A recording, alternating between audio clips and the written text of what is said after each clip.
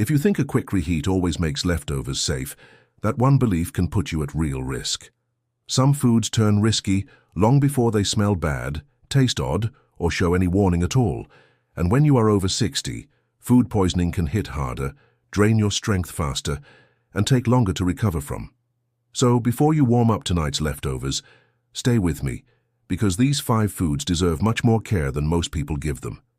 If this kind of simple health advice helps you feel safer at home, please subscribe and stay close to this channel. A lot of people mean to come back for videos like this, then the platform never shows them again. I do not want you to miss next week's topic just because one small click did not happen today.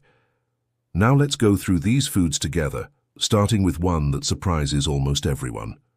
The 5th food is cooked rice.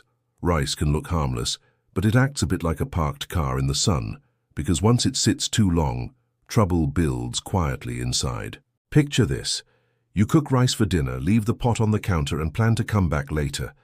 Hours pass and it still looks fine, so you scoop some out and reheat it. The simple fix is to cool rice fast, put it in the fridge soon after the meal, and reheat only what you will eat right away. What catches people off guard is that rice is not dangerous because of reheating by itself. The real danger starts when cooked rice sits warm for too long, because certain germs can wake up and multiply after cooking. Some of those germs can leave behind toxins, and a toxin is a poison made by germs that can upset your stomach even after the food is heated again. That means your microwave is not a magic eraser. Once rice has been mishandled, reheating may not fully save it. Rice also fools people because it dries out before it looks spoiled. You may think, this is a little hard, but it still smells normal, so it must be fine. But smell is not a reliable safety test, especially for starches like rice, pasta, and noodle dishes that often sit quietly without giving a strong warning. If rice was left out too long, the safest choice is not another reheat. The safest choice is the trash. The best routine is very simple. After the meal, move extra rice into a shallow container, let the steam clear for a short moment, then refrigerate it while it is still fairly fresh. When you reheat it, make sure it is steaming hot all the way through, not just warm on top and cool in the middle. And if you already reheated that same rice once before, do not keep putting it back in the fridge for another round. One more thing matters here, especially for you. Food poisoning from rice can show up fast, and when you are older, vomiting or diarrhea can dry you out much more quickly. Dehydration means your body loses too much water, and that can lead to weakness, dizziness, a fall, or even a trip to the hospital. So with rice, do not try to be tough, thrifty, or hopeful. Be smart and be quick. I'm curious about your own kitchen habits here. What leftover do you reheat most often at home? Rice, potatoes, soup, chicken, or fish? Tell me in the comments, because your answer says a lot about where your biggest risk may be, and it may help you notice a habit you have not thought about in years. The 4th food is chicken. Chicken matters because reheated chicken can be like a winter coat hanging by the door, warm on the outside but still cold deep inside. Picture this. You pull a piece of leftover chicken from the fridge, heat it for a minute, feel the surface, and think it is ready. Then you cut in and find 1 part hot, 1 part just barely warm. Your action step is to reheat chicken in smaller pieces, cover it while heating, and make sure the center gets fully hot before you take the first bite. Chicken is one of the foods that deserves more respect than it usually gets. It has juices, folds, and thicker parts that do not warm evenly, especially in the microwave. If one pocket stays cool, germs can survive there, and that means the meal may be less safe than it seems. This is why people get fooled by a hot plate and a warm smell. Heat on the outside does not promise safety inside. Many older adults grew up learning to trust color and taste, but chicken can look white and still be unevenly heated, just like soup can bubble on one side and stay lukewarm on the other. That is why stirring, turning, covering, and giving food a short rest after heating really matter. A short rest means letting the food sit for a minute so the heat spreads more evenly through the meat. If you use a microwave, do not stack thick pieces together. Spread them out, add a spoon of broth or water if the meat looks dry, and cover the dish so the heat stays trapped. If you have a food thermometer, this is the perfect time to use it, because chicken leftovers should be fully reheated, not guessed at. A thermometer is just a simple tool that tells you the inside temperature, and it takes the gamble out of dinner. You also want to watch for the leftover trap. Chicken that was safe on the first day becomes risky if it keeps going from fridge to counter to microwave and back again. Every trip through warm air gives germs another chance to grow. So, if you are reheating chicken, serve it once, eat it once, and stop the cycle there. If you know someone who always just warms things up a little, tap the like button for them today. That small click can help this video reach another older adult who may be taking a food risk without knowing it. Sometimes one helpful video shown at the right time can prevent a miserable night and a hard recovery. That is a simple favor you can do for somebody else in just 1 second. The third food is cooked potatoes. Potatoes can become risky because they hold heat for a long time, almost like a heavy blanket that stays warm in the center after the room feels cool. Imagine someone bakes a few potatoes, leaves them wrapped up on the counter and plans to eat one later. By bedtime, one gets reheated and eaten without a second thought. The smart move is to unwrap cooked potatoes, cool them sooner than you think you need to, and refrigerate them instead of letting them sit around. Baked potatoes are the part that surprises many people.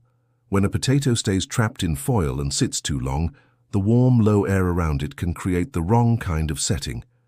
You do not need to remember the science words to understand the danger.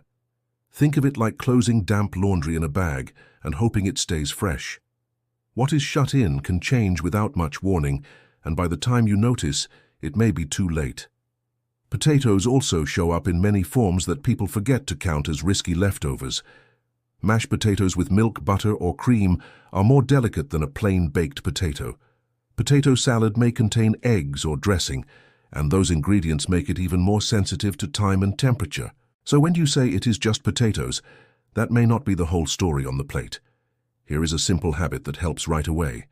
If you make baked potatoes, do not leave them wrapped on the counter after the meal. Open the foil, let the heat escape. Then place the extra potatoes in the fridge once they have stopped steaming heavily. When reheating mashed potatoes or casseroles with potatoes, stir well and heat them until the middle is just as hot as the edges. Many people make one more mistake with potatoes. They taste a tiny bit and say, well, this seems okay. But tasting risky food is not a safe test, because you do not need a large amount to upset your stomach. If the potato dish sat out too long, feels slimy, looks watery, or simply makes you doubt it, let it go and make something else. Be honest with yourself for a moment. On a scale from 1 to 10, how good are you at putting leftovers away quickly after dinner? Write your number in the comments. Sometimes saying the number out loud is the first step to changing the habit. Before we move on, I want to give you one short, honest reminder. This video is general information, not personal medical advice. If you take medicine, have diabetes, kidney problems, stomach issues, or any long-term health condition, talk with your own doctor before making big food changes. And if you think you have food poisoning, especially with severe symptoms, get medical help right away. The second food is seafood. Seafood matters because fish and shellfish spoil like fresh flowers on a hot porch, faster than many people expect and often with less warning than you hope for. Picture this. You bring home cooked fish, eat half, put the rest in the fridge, then reheat it the next night after a long day. It smells mild, so you assume all is well. Your safest move is to chill seafood fast, eat it sooner rather than later, and avoid reheating it over and over. Fish has a delicate texture, and that texture can hide problems. A fillet may flake nicely and still not be a great leftover anymore. Some kinds of seafood can go bad quickly, and when they do, your nose may not always protect you in time. That is why seafood is one of the foods where it smells okay to me is especially weak as a safety plan. Shellfish deserves even more caution. Shrimp, crab, and similar foods are often mixed into rice, pasta, salad, or creamy sauces, and that makes the whole dish more sensitive. Now you are not dealing with just one food. You are dealing with several foods sharing moisture, time, and temperature. That is like putting several weak links into one chain. The more weak links you have, the less you should trust the chain. The best rule for seafood leftovers is simple and strict. Refrigerate it quickly. Keep the fridge cold and do not save it for too many days. When you reheat it, do it once, heat it thoroughly, and eat it right away rather than picking at it for hours. And if the texture seems unusually mushy, sticky, or dry in a strange way, trust your caution more than your appetite. Seafood can be especially rough on older adults because the stomach often becomes less forgiving with age.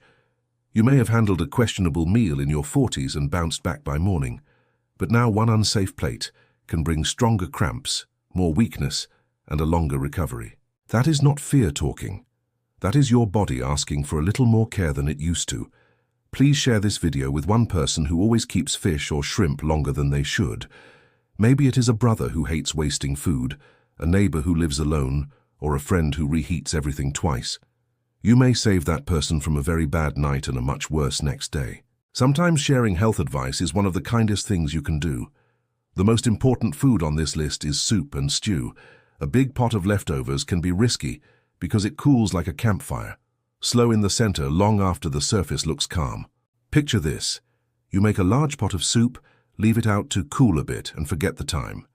Later you place the whole heavy pot in the fridge and the middle stays warm for hours.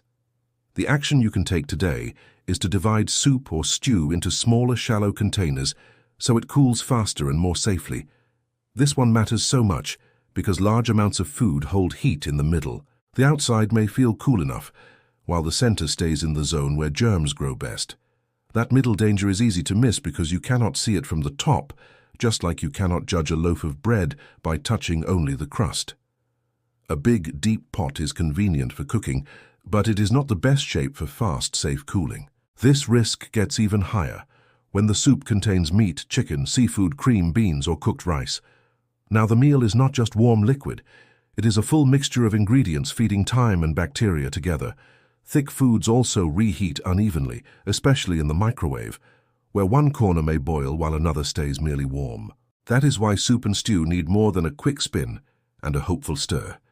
When you store soup, portion it out. Use smaller containers, leave a little room at the top, and place them in the fridge while they are still fresh enough to cool down safely. When reheating, bring soup, stew, or gravy all the way up to a strong bubbling heat. Then stir so the center catches up with the top. If you are using the microwave, stop halfway, stir carefully, and heat again until there are no cool pockets left. You should also think twice about the pot itself. Putting a huge hot pot straight into the fridge can warm the air around nearby foods and still fail to cool the center fast enough. So smaller portions are not just easier to handle, they are safer for everything else in your refrigerator too. A shallow container is a container where the food spreads out instead of sitting deep, and that simple shape change makes a big difference.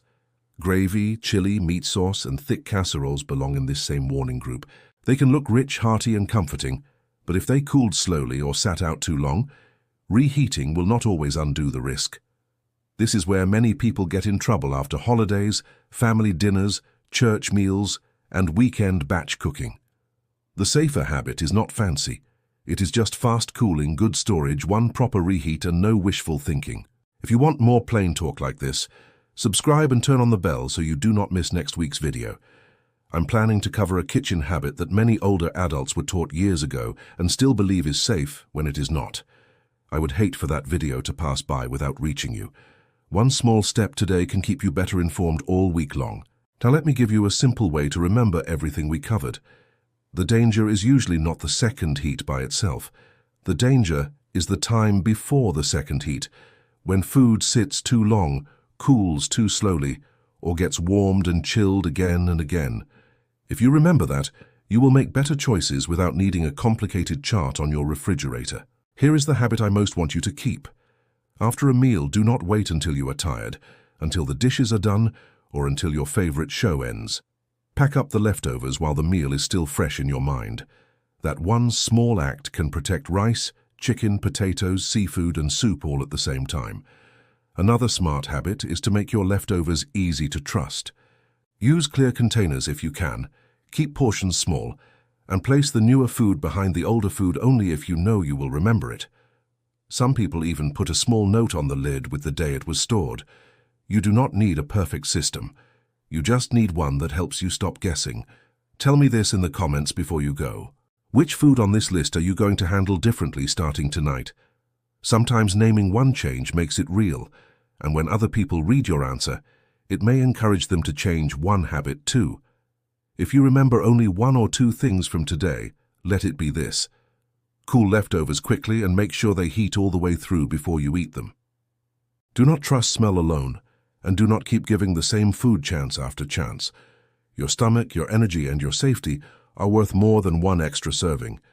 And if you want more easy-to-follow health guidance like this, please subscribe, ring the notification bell, and send this video to one person you care about who still takes chances with leftovers. Maybe it is someone who lives alone, someone who hates wasting food, or someone who thinks a quick microwave fix solves every problem. A simple share today could spare them a very hard night tomorrow. I would be glad to help both of you stay safer. You do not have to be afraid of leftovers. You just need a few better habits and a little more care. Small steps in your kitchen can protect your health in a big way. And the good news is you can start with your very next meal.